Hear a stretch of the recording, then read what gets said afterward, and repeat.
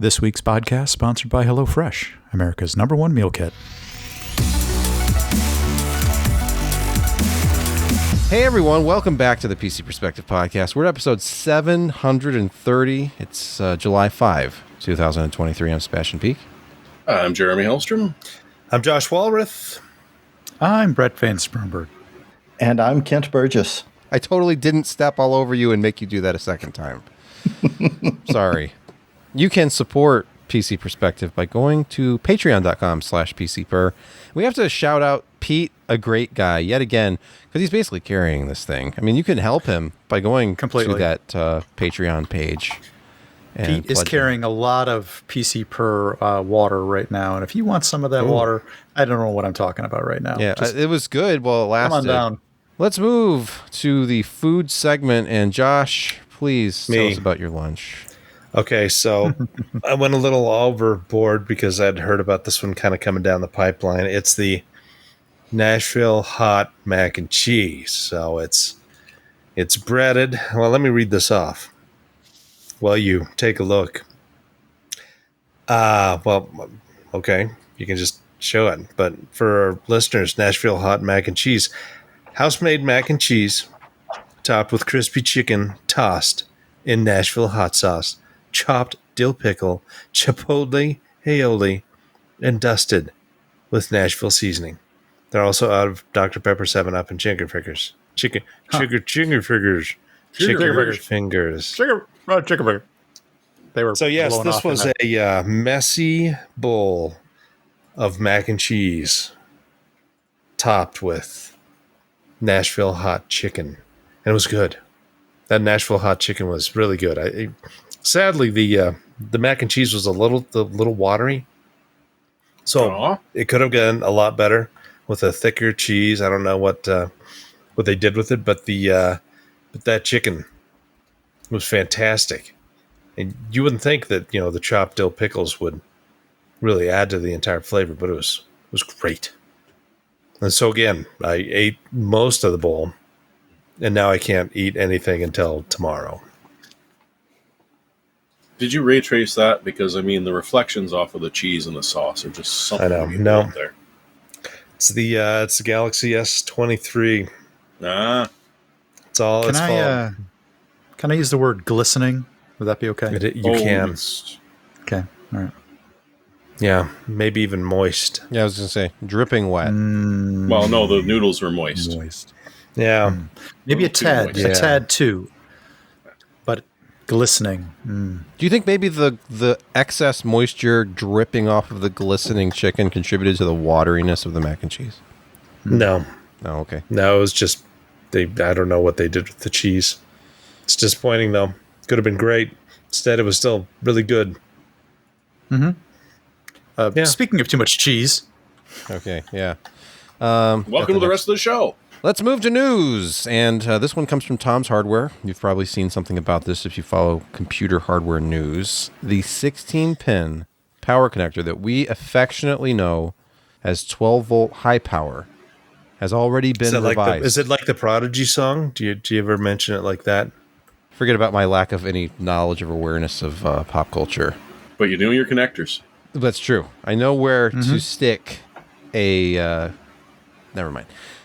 12-volt hyphen 2x6. Because 12-volt high power wasn't difficult to remember or pronounce at all. So we need the additional complexity. Because if you look at it, it looks the same physically, but the sense pins are shorter, so it's safer.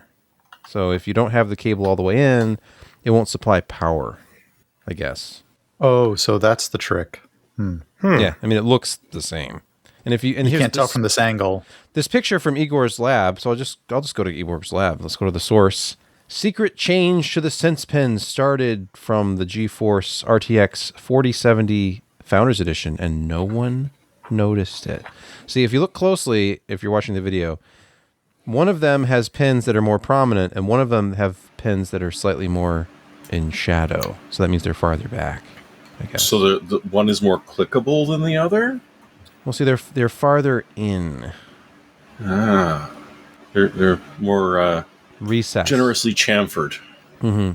Here's a better view of it from sort of a 3/4 angle. So I guess it's safer. So the question that I've been trying to figure out from this is, will the card stop asking for power? Because my understanding initially was that on older power supplies that you had to use the adapter cables or custom modular cables, those sense pins were really only there for the card because the power supply doesn't have any need to read the signal. It doesn't have any way to read the signal. So it has no idea that those pins are not connected really. Well, if you don't have a PCIe 5 compatible power supply. Right. So, yeah, of course, the old ones were just adapting 2 8-pins to 112 VHPWR. Now 12V or 3 8-pins 2x6. Or 4 8-pins. Well, I mean, the 3 and 4 8-pin, it's just a dream. It's just well, I mean, if you get an overclocked XTX, you can still do that. But even the Supreme from MSI, that behemoth with the row of PCIe 8-pins, last generation, it's one 12-volt high power this generation. It was sad. This doesn't feel as impressive to not run multiple power cords to my GPU. Anyway, yeah. The power connector, different, but largely the same. Long live 12-volt high power. Long live. Yeah. Exactly. The glorious death. Long live.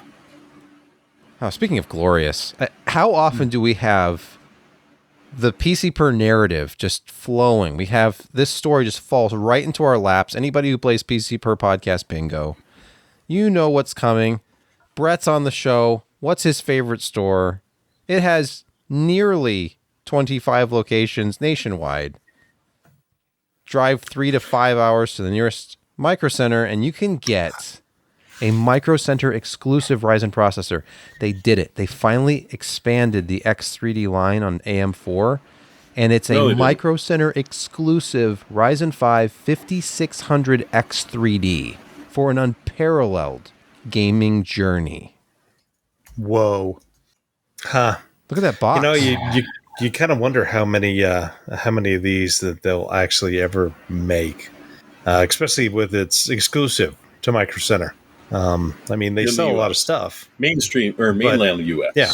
And, they released, I think, just like one benchmark today, and it performed slightly higher than a 5800 X3D. And that could just be benchmark to benchmark variance. Yeah, it's going to, I mean, the 5600X, the regular one, is still a really solid gaming processor.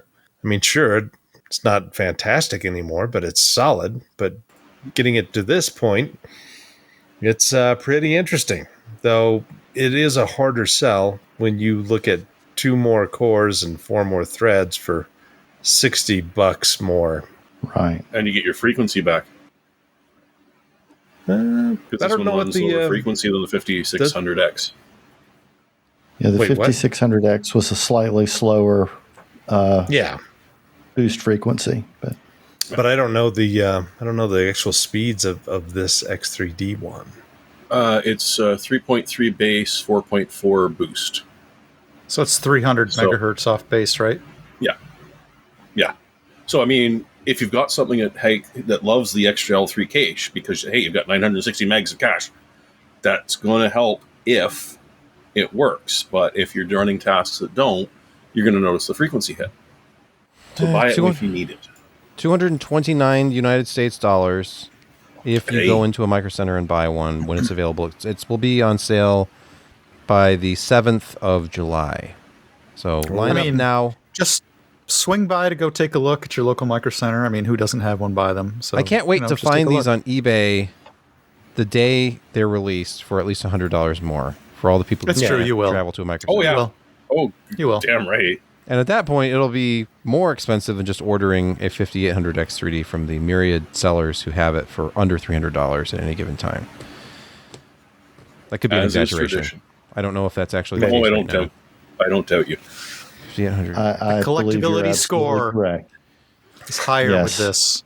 Yes. Looks like keep it in the box, kids. Whoa. What is this? It'll be worth millions in a year or two. There is a store. Actually, it looks like I have one of these here in Michigan. There's a store that has the 5800 X3D for well under $300. It's called Microcenter. They have it for $279.99. I could have it ready by 10 a.m. tomorrow when they open. Yeah. Waiting for pickup at the front. They put it I'm in a cage. going to get my for you son in the car at like 7:30, and we're just going to drive to Microcenter in the morning. there. Yeah, not bad. Mm-hmm. Can't wait. I mean, he's not in school, so sure. Exactly. Summer break. Like, hey, remember how you asked me to go to the Henry Ford Museum? Well, we're going to go near there, but I'm not going to take you there. But we are going to go to Microcenter instead and buy Dad a processor that he doesn't need. Yeah, but you know what? Wandering around Microcenter and going to like their sim rig setup, I mean, that's an event. Let's move along to video cards. That's with a Z.com. The RTX 4080 has finally received a significant price cut. I think this is approaching sanity. $999 US. So $200 off. Let me see if that's actually still active as we record this. So the price at Newegg.com for an MSI Ventus version of the 4080 is $1,099.99, but there's another $100 off with a promo code. There you go. So, yeah. Oh, and this is back ordered already. ETA date 7/10/2023. So if you really want to pay $1,000 for the replacement for the 3080, which was a $699 graphics card just 2 years ago, then jump all over this. But I think we're going to see more of these. This is just the beginning. It's almost 3 years ago now. Has it really been that long? Yeah. Yeah.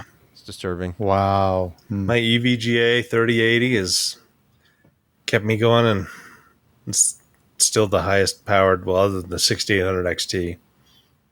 Yeah. I haven't gotten into a 7000 series or a 4000 yet. It makes me angry. Yeah, I Can know. you see the anger?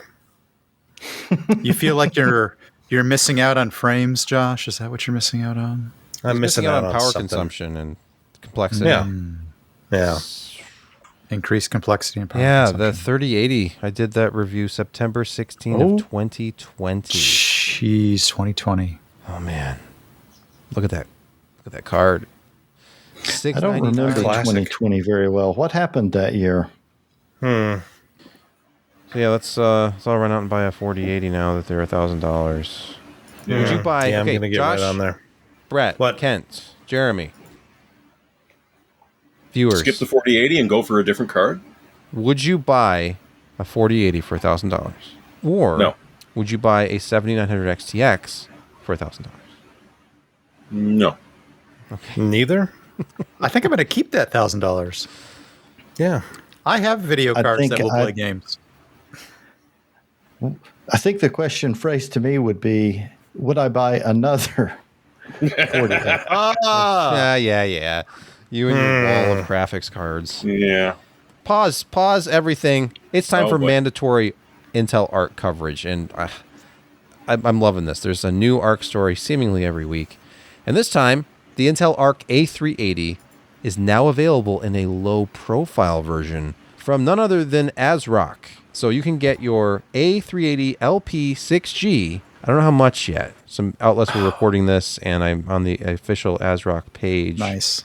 Ultra SFF builders rejoice, I tell you. Yeah, if you have one of those really thin, office style PCs and you want to give it some dedicated graphics and do some interesting things with hardware encoding and decoding, this is 169 millimeters by 69 millimeters, single slot, although the cooler does jut out into the adjacent slot.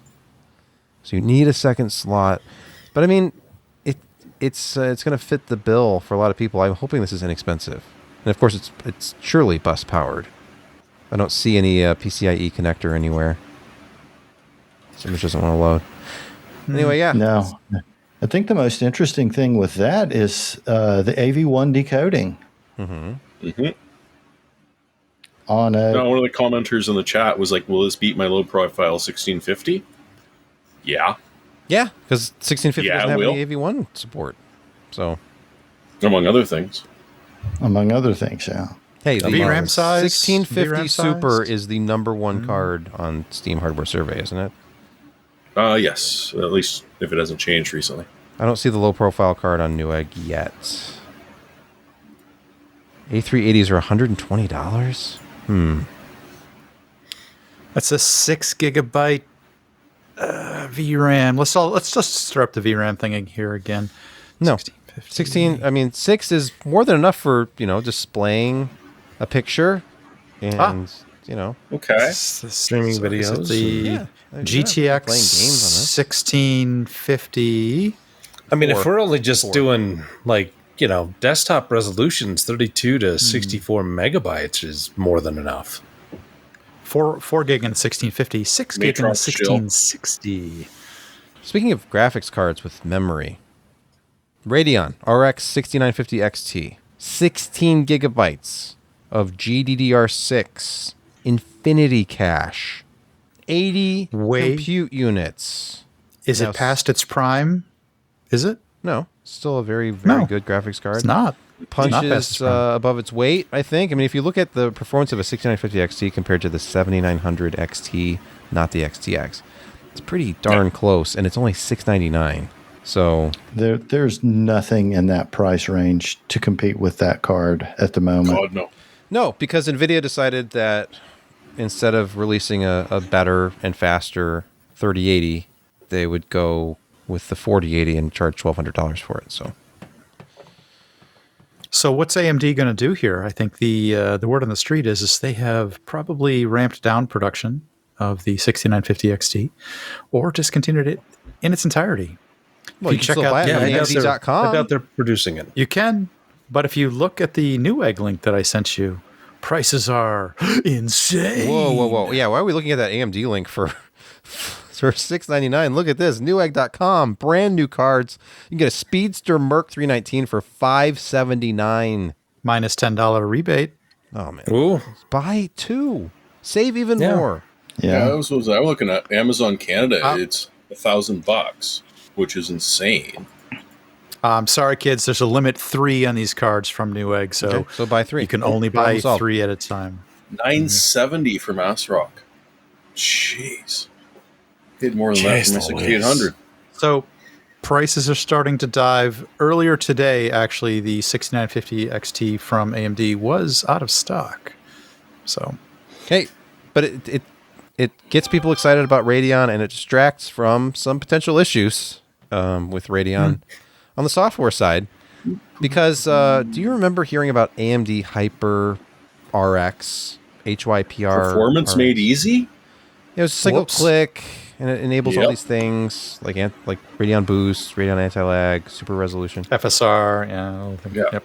Yep. Well, they didn't launch it. It was supposed to be the first half of 2023, and of course, outlets are jumping on the fact, they missed the deadline because it's July now, so it's technically the second half of 2023 already. What I want to know is, where is FSR 3.0? The intent that at least the article I think alludes to was that for them to do more at the driver level and less at the application integrating with the gaming system. So it was a switch that you could apply in the AMD driver, and any game played through that with that turned on would just inherit those characteristics. Yeah, when they explained HYPR-RX to us, it made a lot of sense because it was just, hey, if the game supports it, it's enabled. If it doesn't support it, it's not enabled. You don't have to worry about that. So it's just, it obviously is, every game has to have a profile for that to work properly. True. And I think that, I don't know, I haven't played around with the rate. Is it buried somewhere in the driver and you can just manually turn this on, or is it just, hopefully that is sorted out soon and we have FSR 3 and all of that good stuff. Yeah. But for now, buy a 6950 XT before they're gone forever. You'll regret it. Remember the Radeon 7? Radeon 7 got silly cheap, like $500. And then mining happened, and they were selling for like $2,000, and you couldn't get one. Let's move on to something a little different. This is Book 8088. I see a CF slot here on this board. So this is a modern PCB that runs an 8088, or is it all doing? That came out of a laptop that is actually set up based off of an 8088 processor. Oh, I think LGR did a video about this recently, or something similar to it. Yeah, so ours got their hands on it. Okay. It's just over $200, and it is a slice of computer history dragged screaming and yelling into the future. They managed to hack together some sort of BIOS Oh yeah, Yeah. this is the one that LGR had with the stolen BIOS, Stolen BIOS. stolen software. Stolen It's software. it's borrowed. But yeah, this is just utterly and was completely bizarre. You get it from AliExpress, and it will run things. It's going to be a pain in the butt to make work, but the 8088. I mean, come on, that's what we cut our teeth. Well, some of us cut our teeth on back in the early 80s because it was the only damn thing you could afford. The 8086s were too damn expensive. Let's not even talk about a 286. I had the NEC knockoff. The NEC V20 8088 knockoff on my first real kind of PC. Yeah, they exist and they're beautiful. Apple was the gaming machine of the time, and I don't know. Was business machine. I was playing Commodore arcade quality games on my Commodore Amiga, actually. So yeah, I was going to say Commodore is the other one, but I mean the Apple IIe was the first one that came into my house that we owned. And yeah, you could do stuff on it, but it was definitely gaming. And IBM wanted to be business, but they wanted to branch out into people that couldn't afford bloody mainframes, and so they did this bizarre thing where they ended up with a chip that was 8-bit and 16-bit, because 8-bit parts were significantly more robust and cheap than the 16-bit parts. And so that's what we got with the rise of the clones. And then, well... The screen is also atrocious. Oh, isn't it perfect? Well, this is with him enhancing it in post-production, but the actual screen, the dimness of it is really, really, really bad. And it's like $200, too. Maybe if it was $50. Oh, well, come on. Maybe you can get the kit for $50 and assemble it yourself, like we did in the old days. Just be glad that the RAM doesn't cost about $1,000 for 16. Remember? I remember buying it chip by chip and pressing it into dip sockets. Yep. Did you want it to be, oh God, can I even remember? It was either parallel or stacked. And then it was either extended or well, the chips had to either be one buys or 2 buys and 4 buys, and these were decisions we had to make back in those days. Exactly.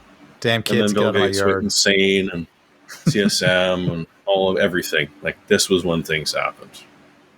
Let's talk about what YouTube is doing to ad blockers. I know I left it out. Oh yeah, 3 videos.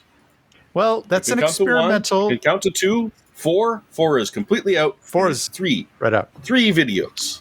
3 shall be the video count. YouTube is instituting in certain areas. I don't know if it's geographic or how they're sort of trying to decide. I never understand their rollouts or the criteria for them. Nor do they. But they've labeled this experimental in that they are detecting whether you're running an ad blocker. And as an experiment, they're limiting you to 3 video watches. They're throwing a pop-up at you and saying, you have 2 choices. Subscribe to YouTube Premium or turn that damn ad blocker off. I haven't encountered that yet. I wonder what they're going to do when they see my pie hole. And I mean pie hole. That's what I said. Yeah. I wonder about that because there's a lot of people like you, and I know someone who runs the entire house off of one as well. I've never done that. I don't care enough, but also I'm lucky enough to be able to have a YouTube Premium subscription. So I think if I ever had to, if I ever couldn't pay for that, or let me rephrase that. If I couldn't mooch off of my sister's family plan anymore and actually had to watch ads again, then I would be screaming and doing whatever was possible to avoid it. Now, there's a lot of YouTube ads that are kind of like in line. You can't block those. It's just you can't block the interstitials that we add ourselves as content creators. Of course not. You cannot avoid the pre-roll HelloFresh 4-second spot or the 1 minute and 20 seconds in the middle of the show. Sorry. And if that drives you crazy, I suggest a different hobby. Chapter markers. That's why they're there. Get a different hobby if this makes you nuts. We're going to talk about security. It's Security Corner, and there's a new tool that exploits Microsoft Teams bug to send malware to users. Didn't we just talk about this recently, or is this something else? No, this is a new one. Oh, okay, cool. It's automated. There's always something new. There's a Python-based tool that just automates the whole attack. You give it an attachment that, of course, is the payload, text message, and a list of the registered Teams users. And boom, it just sends a message to those users as if you were internal, even though, because it needs an external team, but it bypasses everything because of a malformed post header that, boom, it just straight in. You can hit everyone in an entire team with a SharePoint attachment link, which is malicious as all get-go. And it doesn't appear in the team chat. It appears as an individual one. So yeah, even if only 1% of the people click on it, yeah, you're now in. And this teeming pile of fish it just gets better and better every day. And Microsoft is too busy rolling out the new Teams, which doesn't work, to be able to figure out how to fix the old Teams, let alone fix the new Teams. Yeah, it's just becoming ridiculous. And of course, the best part is it's coming through SharePoint, which you're trying to teach your users to trust to begin with. Ouch. So, yeah.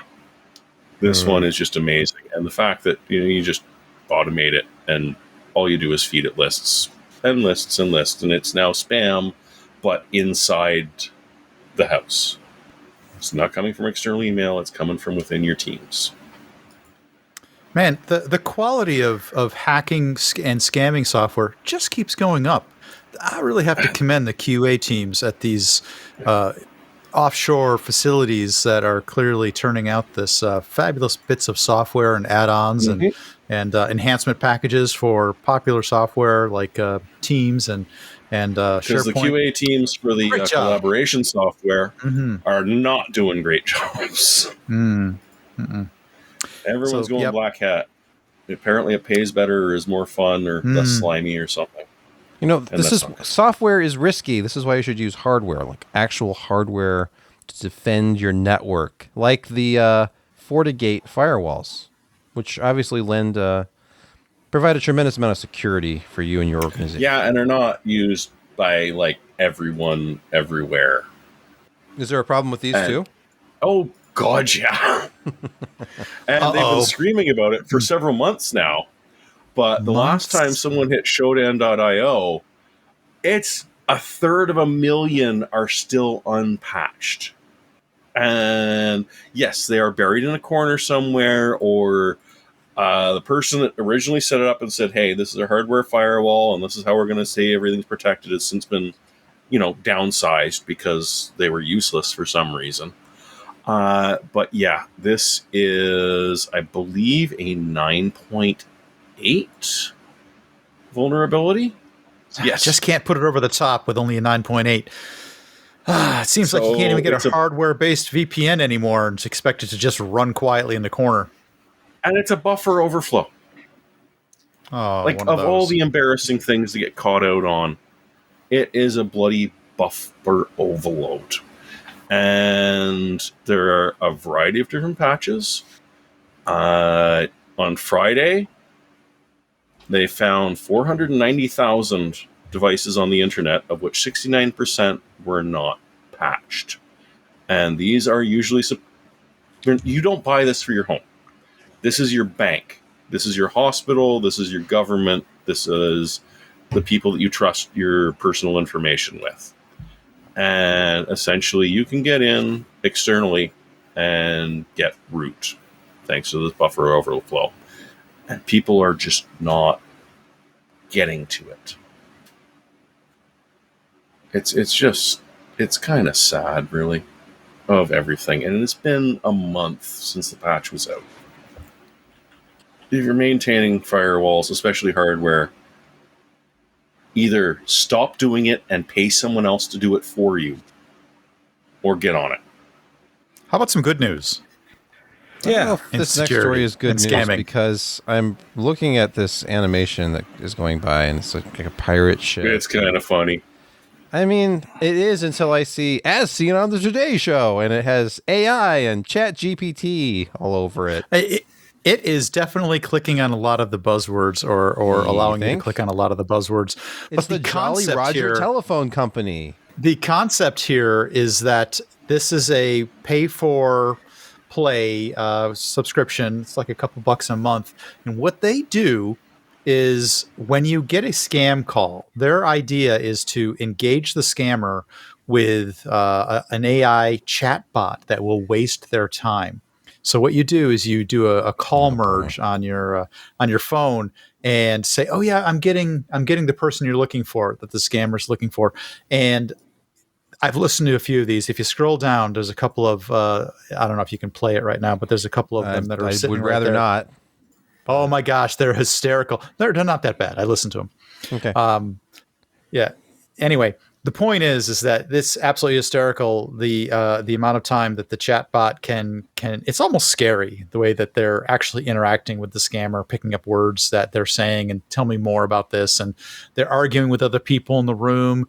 There's the chatbot is talking to like another relative saying, go find your pants. They're upstairs, and they're going back and forth between the person on the phone and they're feeding their fish, or they're looking for an ingredient, or they're constantly being distracted by something else and just continuously doing everything but exactly what the scammer is trying to direct them to do, but still staying relatively engaged by saying, "Oh yeah, just hang on a second. Oh, explain that to me again. Tell me more about your service." And like, "Oh, I've heard such and such a thing." And tell, why don't some people trust that? And then they go off and talk about they're having trouble growing their tomato plants. And hey, let me just tell you about this talent show that I won last week. It's freaking hysterical how long that they've kept these scammers engaged. My brain is not coming up with it. But there was someone who did this years ago. And it was a paid-for service. Oh, not with a large language model. Oh, no, it was just, we called them IVRs back then. True, and interactive so it was voice just a well-programmed IVR. And so if it said this, it'd go off to this branch, and then the scammer would say this, and it'd go off to this branch. Occasionally, it would just loop back because, oh, sorry, I'm forgetful. Can we go back to this thing that you said before? And the best thing about this whole thing is that at one point in the not-too-distant future, it's going to be a large language model arguing with a large language model. I was going to say this is what's going to end the human race, because they're going to realize what's happened, why they're doing this, and they're going to team up against us. That's where it's going to come from. Yeah. I think we should be a little concerned that the AI that's acting on your behalf to waste the time of a telemarketer is at a company that has your credit card information to pay for the subscription. They're not going to be a target at all. So the AI accidentally links it all together, and they start giving your data to these people. What if you have to make sure to one off your credit card numbers? What if a telemarketer makes a really good point, and the AI just says, "You know what? Honestly, you're this makes sense. Here's his credit card number." Except that it's guaranteed not to do that. Well, guaranteed is in what? They'll pay you back when it does. It's not part of their.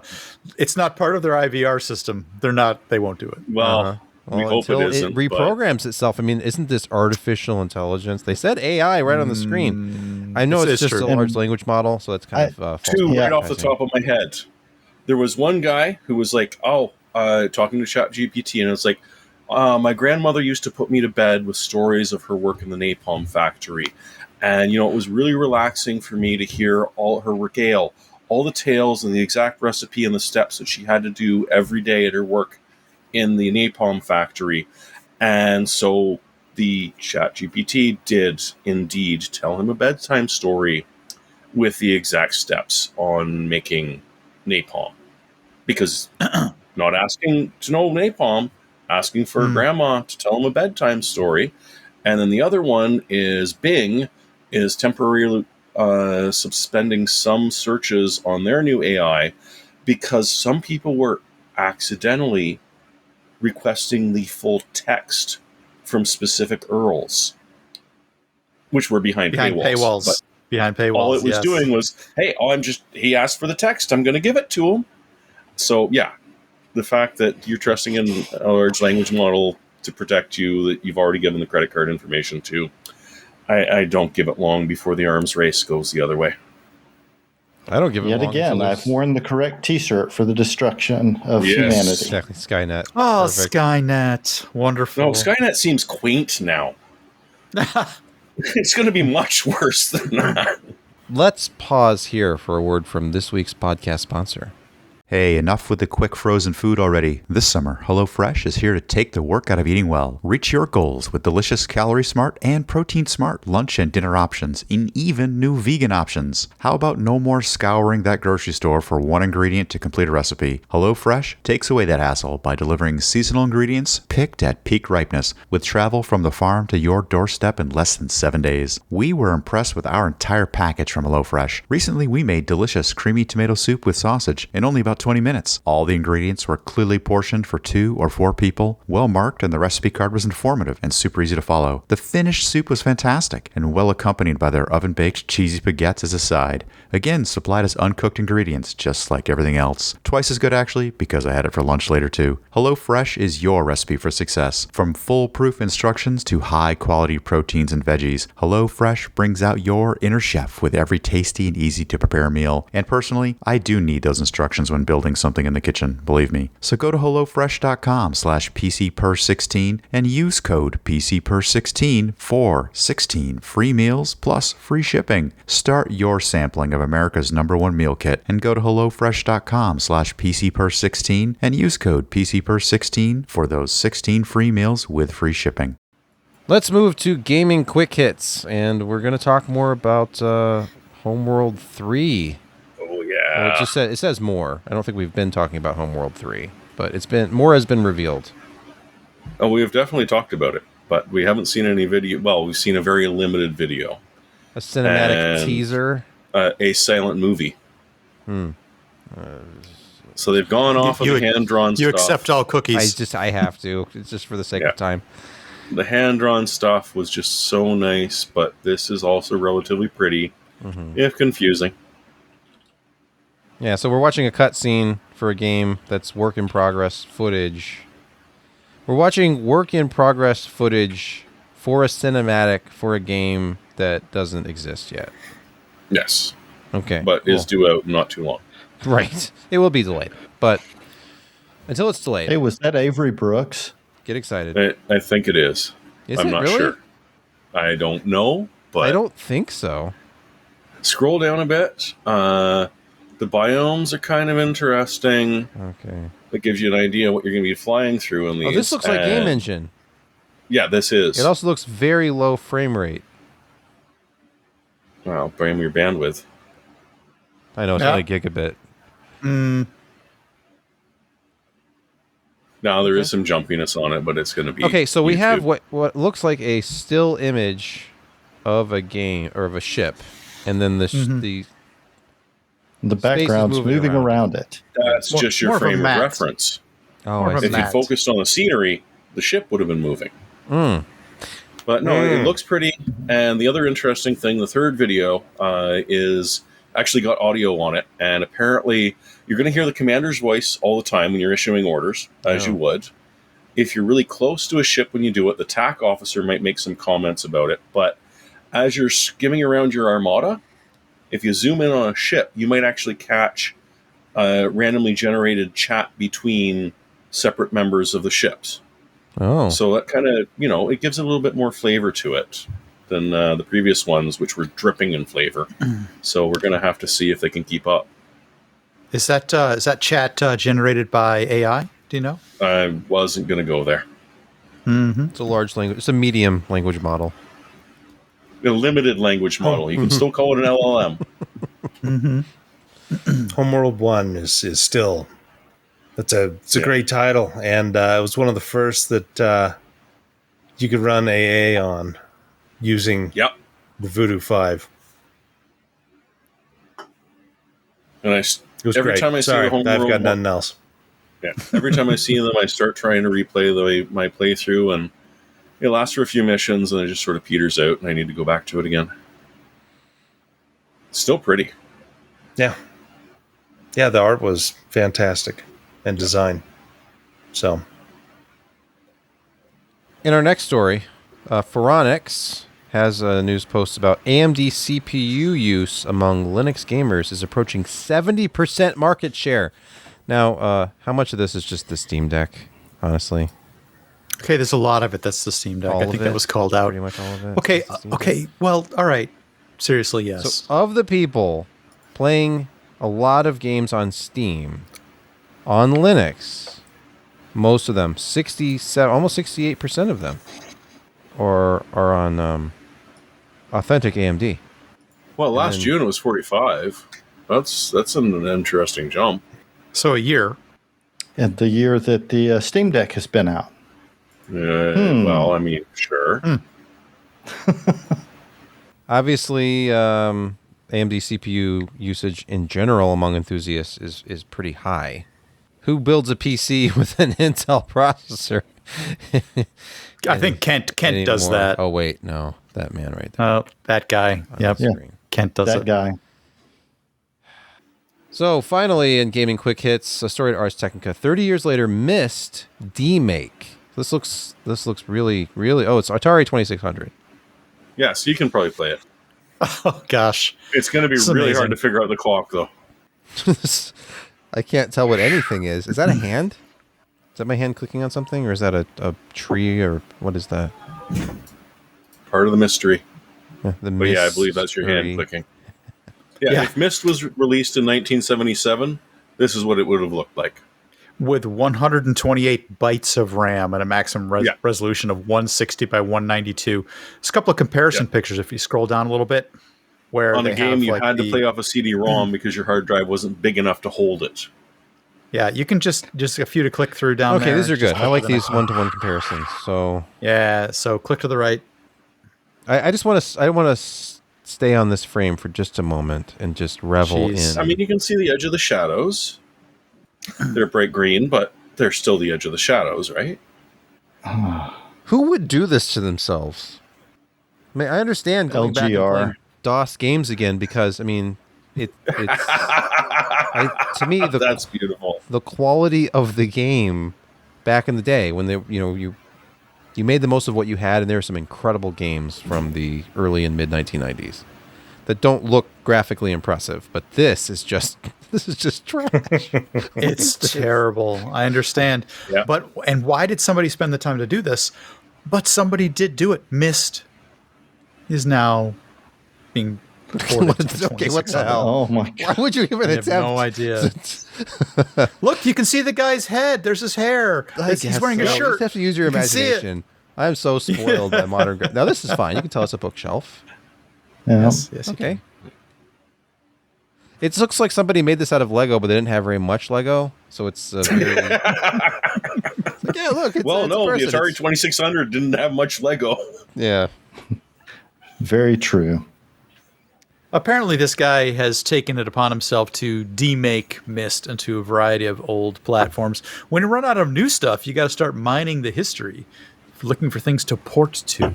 If you have that much time, I'm waiting for Myst on ColecoVision. If you have that much time on your hands and you're creative, make a new IP. Don't demake Myst, please. They could have tailored the game to match the limitations of the console. I don't know. I don't think you're reading far enough into this article where he finds programming in machine language, 6502 machine language. What, did Steve Gibson write this demake? 652 assembly. Yes, assembly, which the Apple II and the Atari and such shared. Yep. He finds it relaxing and likes doing it. Sure. He writes machine language assembly for fun. Yeah. Because it relaxes him. Okay. Yep. Cool. Some people make really lousy replica models. Just some people LODSTA that.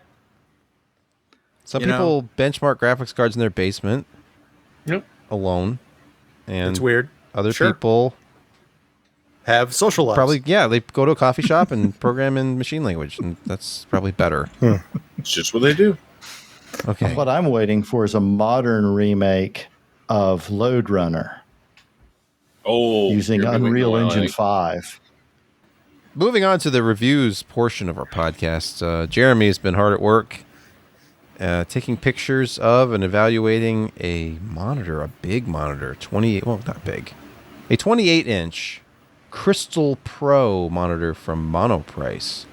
Does this have that LG panel from the Ultrafine in it? It is unknown because it's a loaner, so I didn't want to hurt it too much. Oh, okay. And I mean, I love the PR company that sends these, but they also really sometimes struggle to come up with those sort of answers. Right. Hey, what panel is in this? Like, to provide the best quality experience for our customers, we source from a variety of different. No, usually I just get IPS. Top quality. Well, if it's IPS, it's 28 inches, it's 4K, and it's USB-C. I'm just thinking this is a LG Ultrafine. Maybe not. Maybe there's a lot of these now. 28 inches was the original 4K monitor size. Yes, it was. I have a Samsung here that I still use, that I got from the old office, that they were using at the very beginning of 4K. It's a TN panel 4K monitor. Looks absolutely dreadful, but it allows me to benchmark games at 4K, and that's all I care about. Fair. Well, I'm glad to say this one does not look absolutely dreadful. It does 4K, 60 hertz, well, as you're going to expect. But one of the reasons that Monoprice sort of said, hey, would it be interesting to do this review, is because it's a USB-C monitor. Right. And honestly, if you read the review, I go on a bit of a diatribe about why in the hell, at this point in the world, are we and it's very shiny, as you can see, are we using small pins in our video connectors? Why is VGA still a thing? Why is DVI still occasionally on there? Especially when you buy a 4K monitor and there's a VGA plug on it, you know it's not going to work. So USB-C allows for you to plug this into a monitor, which is what I did onto a laptop, which is what I did most of my testing on. So all of a sudden, with USB-C, it becomes not. And for video listeners, that is something I want to see more on monitors. You can see a proper label on where the plugs go. You don't have to sort of crank your head into an insane angle to try and figure out where is that exact plug. This is brilliant. More people need to do it, and it doesn't cost you much at all.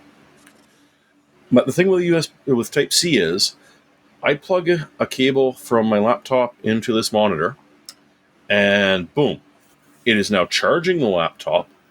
My mouse and keyboard are hooked up to the monitor without a secondary USB cable for upstream, and I'm done, and away I go. If you want a game on it, hey, this thing is made for if you're plugging into a desktop or you've got a discrete graphics card in your laptop. Fine, it's not going to charge it, but DLS and FRS mean that at the end of the day, you can game at upscaled 4K. This is not a bad thing at all. The lovely thing is that this bloody thing is currently, and that's one of the reasons I struggled to get it up tonight, just sort of went on sale. The 28-inch is $290. Whoa. And if you don't particularly like IPS and you want a VA, their 32-inch is an extra $20. So it's currently selling at $310 for a slightly larger, and it's VA. Same connectors, same sort of specs for the power delivery and everything. Honestly, there's a lot of stuff, and you see the rotated connector on the back there. You spin it from landscape to portrait back and forth without removing a screw. It just spirals. You have a tilt and swivel stand, and it's IPS, and it's only $289. Yeah, nice. The regular is $360, which is still not bad, but for $289, you get 4K. It has an HDR10 button. It does at best 400 nits. So, it will do 10-bit color. And I'm not hugely impressed by the color gamut of it, but for working, perfect. For gaming, very good. Content creation, you're going to run into some issues. And that was one of the things I wanted to test was, some people are, USB-C, it probably, all the noise on there from the data being transferred and everything, it's going to have an effect. Well, guess what? it had no effect whatsoever on the color gamuts it was able to do. The Monoprice also sent along a deep display port 2.1 to HDMI 1.4 adapter cable, because I have had some nightmares with adapter cables where they just flat out destroy the color, or they just can't alias at all on a screen. And again, I mean, they're selling them for about cable to go prices, slightly under. And yeah, this thing is brilliant, because at work I will order a 6-pack of these cable adapters, and I will send 5 of them back because 5 of them don't even work. One of them kind of works. I get another 5 replaced. Of those, one, yeah, it works, but you fire up Excel and everything is blurry, and the other, yeah, they don't work.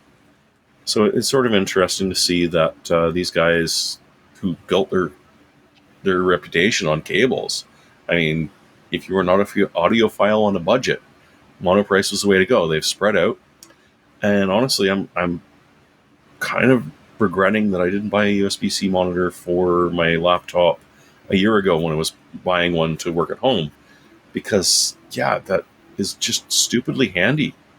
The monitor's got my mouse and keyboard attached to it. All I have to do is move it over there and plug the laptop in. Laptop's charging.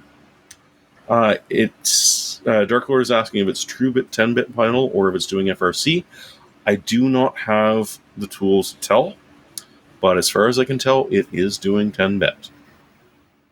I am not seeing any of the cheats that you often see in my AMD card, which refuses to, of course, do 10-bit color and HDR at the same time. Refuses to do HDR if I go to 10-bit.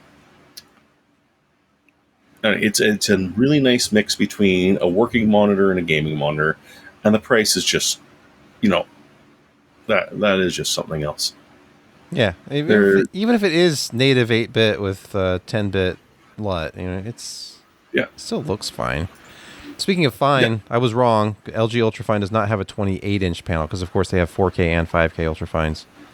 The 4K, it's only 27 weird. inches, so not 28. This is a different panel. Yeah. Because you were looking for the manufacturer, trying to figure it out, right? LG does have a 28-inch 4K panel. Oh. No, but it's not. I do ask a question here, because this one is pretty much bezel-less. Right, yeah, it doesn't display to the absolute end of it, but the bezel on it is tiny, so I'm wondering if they are fudging that a little bit. Interesting. I'm kind of more interested in the dual up monitor myself. Look at the video. It's the same price as that single monitor you just had.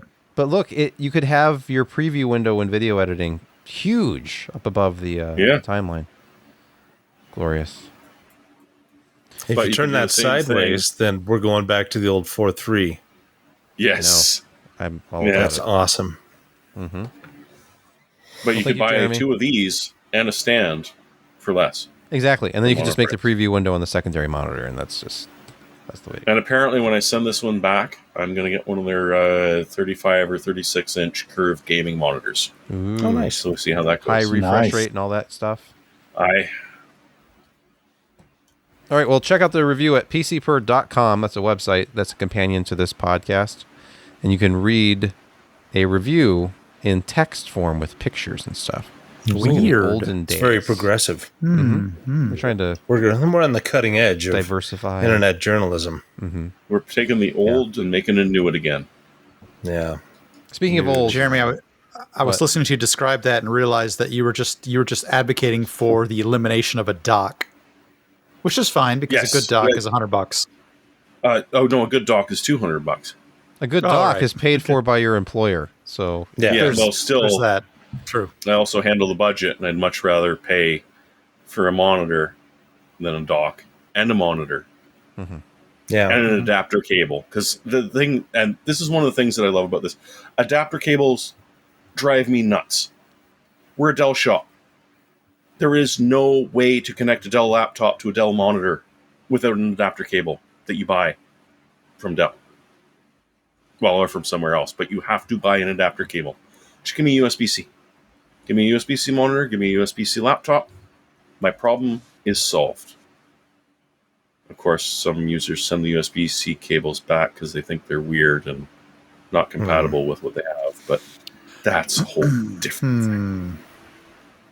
Just give me a mono cable. One bloody cable. From Monoprice.com. Not a sponsor. Or not. But just give me one cable. Let's move to picks of the week. Josh, please get us started. Okay, so I recently cracked the crap out of my floor mat. I had bought this one 3.5 years ago, and it lasted that long. And I think for, considering other mats that I've gotten in the past that have lasted maybe a year and a half, this was 3.5. It's thick. It's that poly, crystal clear, heavy duty. They did upgrade it from the last time. It is, $67, but it lasts and it's clean. And it doesn't stay transparent all that 3 years. It gets pretty scuffed up on the top. But so far, of all the ones that I've ever used for my office on carpet, this has really lasted the longest of them all. So you kind of get what you pay for. And it looks sharp for a while, and then it gets scuffed up. Thanks, Mine's Josh. falling apart. Oh, wait, so thank you. Did you just Oh, those old plastic ones? Yeah. Yeah, well, it lasted for a bit. Yeah. But yeah, I need to replace that. Thank you for that. I may just buy one. Yeah. Okay. And use Josh's affiliate link, joshtech.com / okay. Jeremy, what is your pick this week? Oh, God, if I remember. Oh, yes. Hey, you know how we were talking about how hardware firewalls kind of suck and you can't guarantee that the person you're dealing with is going to update them? pfSense 2.7 just came out. So if you haven't heard of pfSense, you should probably look into it. But if you have, hey, this is a new stable release. You can update that router that's compatible with pfSense that you've rooted and take over your own firewall. They also sell them, of course, on software and hardware. But pfSense is something PCPer has been talking about for a long time because it makes a lot of sense if you're a little bit worried or if you just sort of like to play with figuring out how TCP/IP works in firewalls and everything like that. So either upgrade or think about looking into it. A lot of new features in this one. They went back to FreeBSD main branch, which will also solve a few problems. Nice. Brett, your pick this week. This may be beating a almost dead GPU, but I feel like I needed to hit this one again. I think I've picked this one at least once before, maybe twice, but this will probably be the last time that I urge shoppers looking for more pixels to go out and buy the 6950 XT from AMD, but specifically the XFX Speedster version this time, the Merc 319. Hey, it's the black gaming, so it's the overclock. Slightly, yeah, it is the slightly tweaked one. $579 from Amazon, or I think if you want to save $10 from Newegg, but I didn't know about the $10 at the time, so I went with the Amazon one. This is a great deal. I don't think it's going to be around all that much longer. If this is performance that meets your needs, and I'm not sure why it wouldn't. Basically, it throws a lot of rasterization around. If you just don't have $1,000 to spend, this is about half as much, roughly. Get this before it's gone. The RX 6950 XT, one last go around. Kent, do you have a pick this week? I do have a pick this week. So for people who are building PCs or build PCs on a very regular basis, like reviewers do, one thing you'll notice a bill rising on is thermal paste. True. Over the past couple of years, I've been using pretty much exclusively Thermal Grizzly Cryonaut and Kingpin KPX. To get 10 grams of either of those is $25 to $30. The Noctua NTH2 is $24.95 for 10 grams. Arctic, who has long been a provider of quality paste, has a new paste. It came out late last year called MX6. It is, in my testing, pretty much on par with the original Cryonaut, but it lasts better. So it's about a half degree cooler or warmer than, say, your Kingpin KPX under most normal circumstances, and is a lot easier to apply and clean up than KPX. And for an 8-gram bottle, it is $12. So you just can't beat that for good quality paste. Yes. Nice. Should start buying this stuff. I have MX4, but I think I pay about $6 for 4 grams. I've been using the Noctua stuff for a while. It's been expensive, but good. Yeah, it's expensive. I used to use the what is it? There was an NTH1, and now there's the NTH2. You can still buy the H1. I'm not out of the NTH1. That's why I didn't buy the 2 yet. Yeah. The MX4, I feel like, is similar to the Noctua. At least it seems to be. I don't like it when my thermal paste is kind of liquidy. There's some where it comes out and it's kind of separated. There's like a watery layer. It's the 2019 version that I've got. As you can see, I go through a lot of thermal paste. Mm-hmm. What you got there, Jeremy? It's thermal paste show and tell. Arctic Silver? Oh, I see. No. You got the Noctua. Oh, the NHT1. NTH1. If you're not NTH1. constantly reinstalling CPUs, you can live that way. Or if you just have a lot of money to spend on thermal paste. But I got tired of it. I started buying whatever was on sale that was similar-ish. And it's, I'm probably getting 2 degrees. I'm leaving 2 degrees on the table. Yeah, I've been very impressed with the MX6 since I've been using it. I actually haven't had the problem of AM4 processors pulling out of the socket with it, like with the KPX. Always got a twist. Twist and shout. KPX, it doesn't matter. The key KPX, it does not matter. Warm it up first. I don't care if you just boot to BIOS. Let it warm up a little bit, then power down, twist it off. You'll never pull a CPU out of the socket. And I've pulled them out of the socket with Noctua paste before because I didn't warm it up first. I will say this about the Kingpin. I still like this paste, but I think that Kingpin really took the term paste to heart when he designed that stuff, because it does not let go. Has a lot of solids. High. Yeah. TDS is very high. That's total dissolved solids. The viscosity is also amazing. All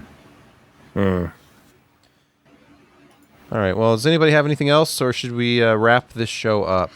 Josh, feels don't give done. An opportunity like that. Josh, you have any words of wisdom? It's summertime in the northern hemisphere. We're in I wouldn't say the Ides of summer. Is that even a thing?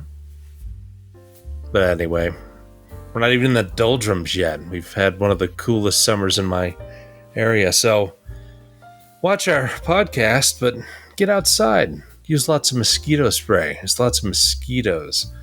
Our reservoirs in the West are filling back up. So get away from computers. Enjoy yourself. Live a little life. Get your head up from your phone. I can't say much more than that. Just enjoy your time. It's precious. Unlike Jeremy's floor mat. But place It is an not order with precious. Newegg or Amazon before you go outside, so that when you're done being outside, it's there at your doorstep when you're ready to Well, come you back could in. you could use your phone while you're outside to place the order. You could. From Amazon. You could or do Newegg, that. too. Maybe you could just While you're walk to walking around. Microcenter. You Yeah. could do that. That would be great. Do that. Then you could walk back with your new purchase. Yeah. Exercise. It's probably a CPU that only sold at Microcenter. All I'm Get that. getting from that is you go outside and you get some exercise and Yeah. enjoy Yes, the by going to Macro Center. yeah Apparently. Microcenter. Walk Walk to Microcenter. to Microcenter. Let's take several. Yeah, days I'm not allowed. for me. They don't like people walking over. But don't the stay borders. outside too long because we've just had the world's hottest recorded day ever. Well, Yeah. in And recorded, it's going to history, get yes. worse. Except for All Josh, right. who's probably had the coldest recorded day, because The that's show how it works. The show is over.